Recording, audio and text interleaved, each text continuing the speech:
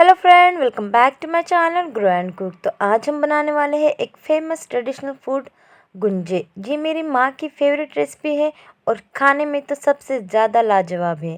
तो इसे बनाने का तरीका आज जानेंगे मेरी मम्मी की तरह से, वो कैसे बनाती है और कैसे इसको बनाया जाता है। और अगर इसको आप घी के साथ खाएंगे तो बहुत ही बढ़िया इसका टेस्ट आता है। तो चलो इसे बनाना स्टार्ट करते हैं ग्रो एंड कुक के साथ। तो सबसे पहले हमने यहाँ पे ले लिए थे वाइट तिल। वाइट तिल को हमने धो के अच्छे से साफ़ कर लिया था और अब उसे हम कर रहे हैं रोस्ट। इसे अच्छे से रोस्ट करना है ताकि इसका कच्चापन निकल जाए। उसके बाद हम यहाँ पे लेंगे एक मिक्सी का पॉट और मिक्सी के पॉट में ये सारा तिल डाल के हमें इसको मिक्सी में पीस लेना है। इस तरह से इसका एक पाउडर हमें फाइन वाला बना लेना है। उसके बाद हमने यहाँ पे लिया था 250 ग्राम गुड़। यहाँ पे इस तरह से इसके छोटी छोटी बट्टी आई थी। तो यहाँ पे हम इसको कट करेंगे बारीक। बारीक कट करने के लिए मैंने यहाँ पे लिया था चाकू। चाकू से मैंने इसको बारीक बारीक कट कर लिया था। तो यहाँ पर ये क्या होता है, आसानी से बारीक हो जाता है। तो यहाँ पे ये पूरा हो गया था। उसके बाद हम मिक्सी पॉट में इसको ले लेंगे और जो भी हमने तिल का पाउडर बनाया था, गुड़ का पाउडर मिक्स करके इस तरह से इसका एक पाउडर हमें बना लेना है। तो ये हमारी फिलिंग बन के रेडी हो गई थी। उसके बाद हमने इस तरह से एक पॉट ले लिया था बड़ा वाला और उसके अंदर पानी डाल के इस तरह से चावल हमने यहाँ पे लिए थे। चावल हमने यहाँ पे 2 कटोरी लिए हैं। तो पानी हमने हमने 2 ग्लास ऐड किया था उबालने के लिए। उसमें थोड़ा सा तेल डाल के उबाल आने देना है उसको। तो यहाँ पे पानी को अच्छी तरह से उबाल आ गया था। उसके बाद हम यहाँ पे डाल देंगे चावल का आटा। तो चावल का आटा ऐड करने के बाद यहाँ पे हमें बहुत सावधानी से इसको मिक्स करना है गाइस, क्योंकि यहाँ पे ये इसका कच्चापन नहीं रहना चाहिए। तो यहाँ पे ये इसको हमें अच्छे से पकाना है ये वाला बैटर। और बहुत ही धीरे धीरे से इसको पकाना है। गैस का फ्लेम लो ही रखें और उसके बाद ही इसको चलाते जाएं। जब ये अच्छी तरह से पक जाए ना तो इसका गैस हमें बंद कर देना है और इसके ऊपर ना प्लेट डाल के ढक के रख देना है। थोड़ी देर इसको इसी तरह प्लेट ढकने के बाद हमने इसको निकाल लिया था। इस तरह से एक बड़ा बर्तन हमने यहाँ पे लिया था।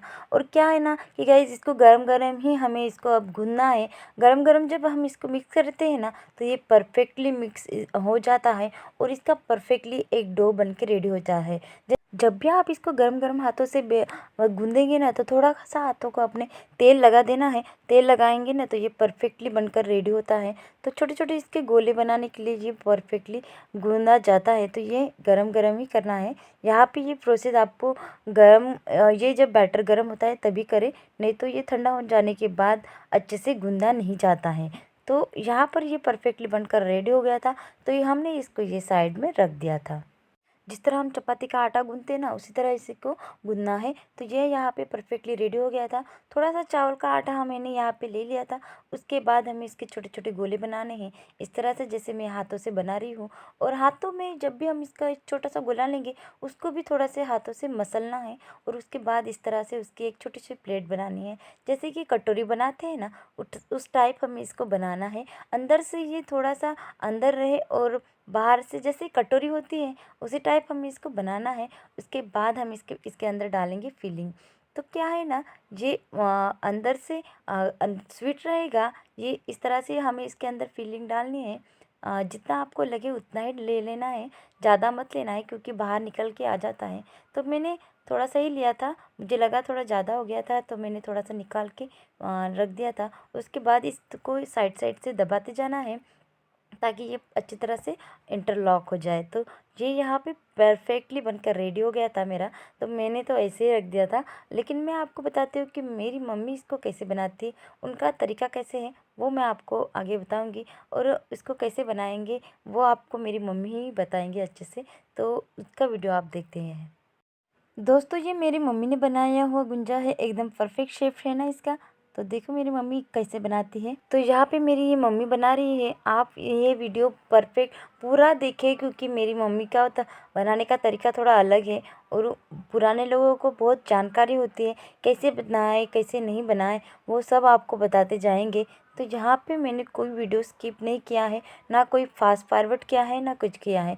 तो यहाँ पे हम लोग 3 लोगों ने भी ये बनाया है। मेरी भाभी ने भी बनाया है और मैंने भी बनाया और मेरी मम्मी ने भी बनाया है। तो आप मेरी मम्मी का ये वाला वीडियो देखें और आपको परफेक्टली ये कैसे बनाते हैं, इसकी फिलिंग कैसे की जाती है और कैसे नहीं।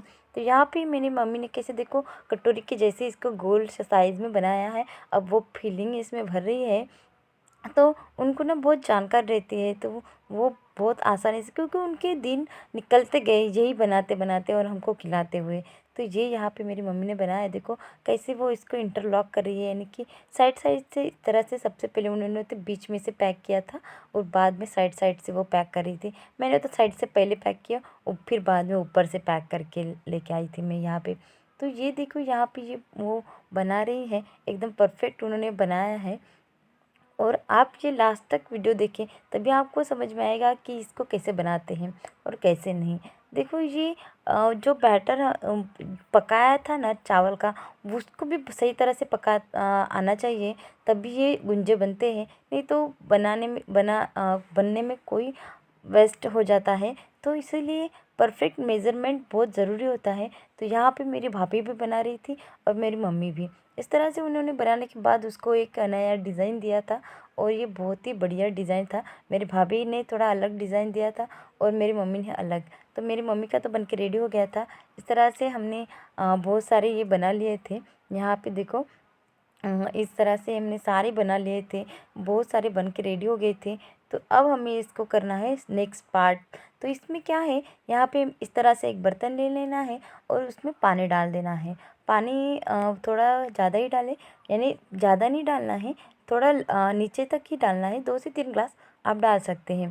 तो इस तरह से अब हमें एक छलनी लेनी है, छलनी में थोड़ा सा तेल लगा देना है। तेल लगाने के बाद हमें वो सारा तेल इसके अंदर स्प्रेड करना है, ताकि जो भी हम यहाँ पे जो हमारे गुंजे डालेंगे ना, वो इस छलनी को चिपकेंगे नहीं। इसलिए हमने यहाँ पे ये तेल लगा दिया था। इस तरह से एक प्लेट डाल के पानी को हमें गर्म कर लेना है। उसके बाद ये सारे बन के रेडी हो गए थे। तो यहाँ पर हमारा पानी पूरी तरह से गर्म हो गया था, यानी कि ये स्टीम हम इसको कर रहे हैं अब। तो यहाँ पे ये एक एक करके मैंने सारे इसमें ऐड कर लिए थे।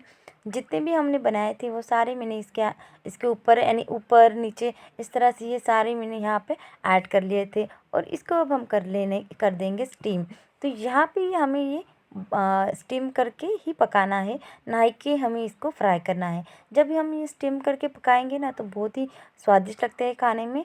और फ्राई करेंगे ना, तो वो अलग ही लगते हैं। तो यहाँ पे इस तरह से हमें इसके ऊपर प्लेट डाल देना है और 10 से 15 मिनट के लिए इसको छोड़ देना है। तो बस 10 से 15 मिनट के बाद जब आप निकाल के देखेंगे ना, तो ये इस तरह से पक के रेडी हो जाएंगे। तो देखो ये यहाँ पे बहुत ही बढ़िया इसका स्ट्रक्चर आया है, ये परफेक्टली बन के रेडी हुआ है। इसी तरह से इसको हमें स्टीम करना है, ताकि ये खाने में इसका कच्चापन निकल जाता है। तो ये परफेक्टली बनकर रेडी हो गए थे। दोस्तों बहुत ही कम वक्त में बन के रेडी होती है ये चीज़, और खाने में तो इतनी टेस्टी होती है। तो हमारी तो सबसे फेवरेट है, मेरी भाई बहन सबको बहुत पसंद है।